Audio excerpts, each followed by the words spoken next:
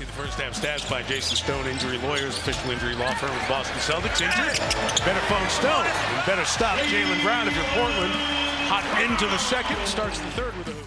What you're watching right now is Jaylen Brown putting one of the best young wing defenders in the league, Toumani Camara, straight into the weight room. From the moment he picks him up at half court, Jaylen drives him all the way down into Portland's paint and caps it off with a strong finish at the rim. Now watch it again. Even with Camara applying pressure, Jaylen never once takes a retreat dribble or shifts backward. He's constantly in forward motion, attacking with purpose until he gets exactly where he wants. And that right there is the Celtics' #1 option next season.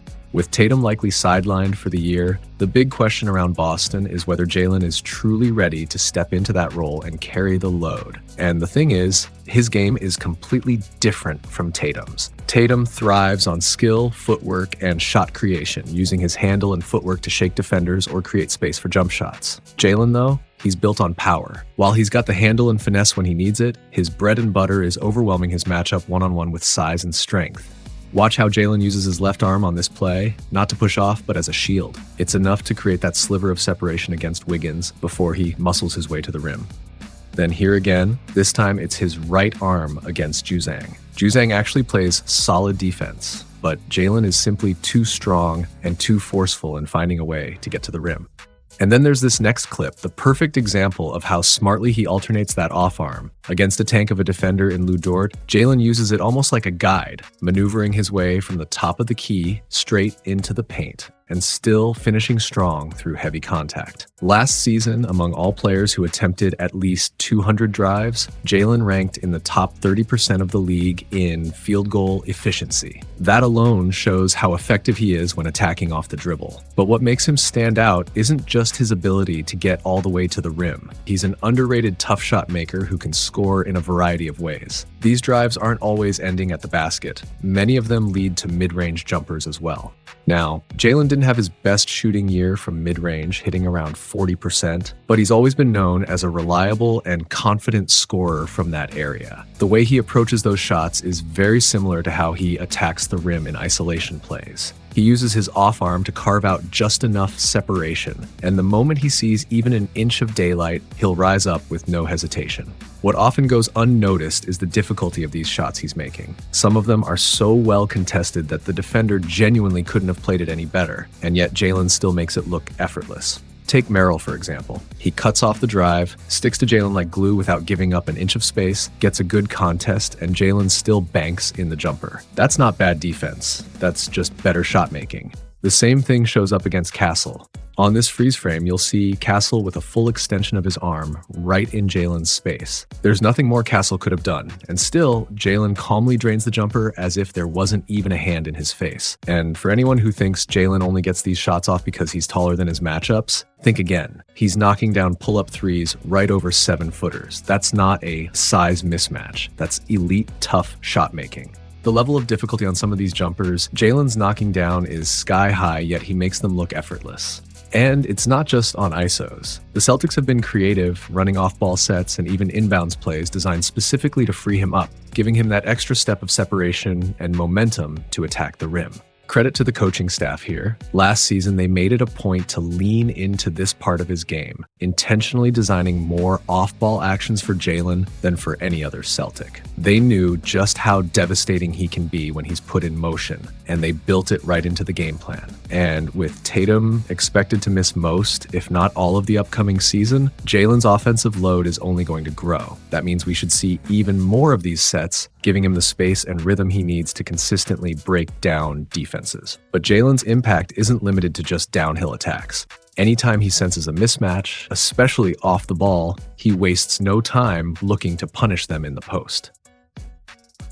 Take this sequence. The Celtics are in transition and Simons ends up on Jaylen. The moment he recognizes it, Jaylen seals deep, so deep he's practically in the restricted area. And from there, it's the simplest of finishes. Simons never stood a chance.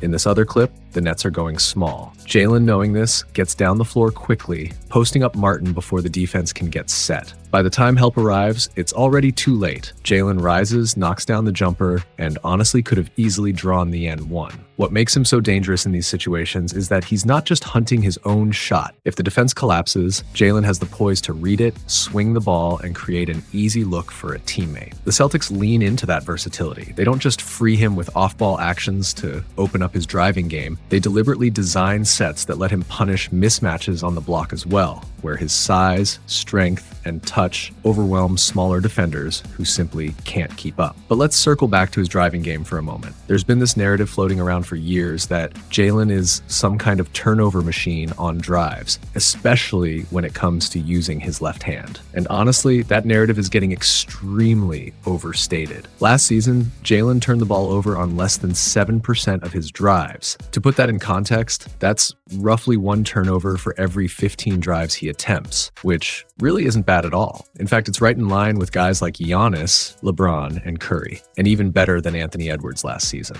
Even if you look back over the past 5 years, Jaylen's worst season in terms of turnover rate on drives was in 2022-23, and even then it was just 7.5%. Sure, his turnover numbers do rise in the playoffs, but never to the point where it becomes a glaring weakness that needs a major overhaul like, say, a broken jumper would. Of course, there's still room for improvement, but the idea that turnovers on drives are some fatal flaw in his game is getting blown way out of proportion. When you actually break down Jaylen's turnovers on drives last season, a clear pattern emerges. A lot of them weren't just random mistakes. They often came from forcing the issue by driving straight into help, from questionable decisions as a playmaker off the drive, and from some shaky ball handling, particularly going left. These are all areas he could sharpen this offseason, and given how much of Boston's offense will run through him next year, every bit of improvement matters. But here's the thing, as I said earlier, Jaylen isn't nearly as turnover prone on drives as many people make him out to be. And if he tightens up those aspects of his game, suddenly you're looking at a player who can not only finish tough shots and bulldoze defenders to the rim, but also punish defenses by creating for teammates the moment they overcommit. That's a dangerous combination, especially in isolation situations. And it's the type of leap that could make him a nightmare cover every single night. This is why assuming the Celtics are destined to take a huge step back might be a lazy take. This roster still has too much talent, too much winning DNA to simply fade into the background. On top of that, you've got a championship-level coaching staff who have already proven their ability to maximize every single piece on the roster. If Jaylen embraces that role as a true number 1 option, and with players like Pritchard and Hauser continuing to develop, plus the underrated addition of Simons, Boston could absolutely shake things up in the East and maybe even make noise in the playoffs. But until then, as always, thanks for tuning in. I appreciate all your support, and I can't wait to break down more film with you next time. Here's JB. You gotta go. You gotta go. Puts Gobert in the mix. Steps back.